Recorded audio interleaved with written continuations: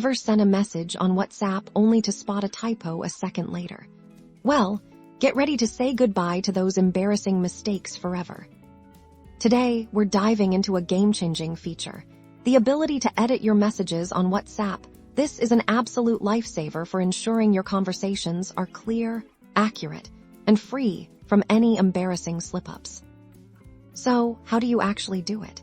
It's remarkably simple. First, locate the message you want to edit in your conversation. It can be any message you've sent. Now, gently press and hold down on that message. You'll see a few options appear at the top of your screen. Look for the edit icon. It usually looks like a small pencil. Give that a tap. And just like that, your message is now ready to be modified. You can go in and correct any typos, rephrase a sentence, or even completely change what you intended to say. Make your desired changes, and then simply tap the send button again. You'll notice that the edited message will now display an edited label next to it.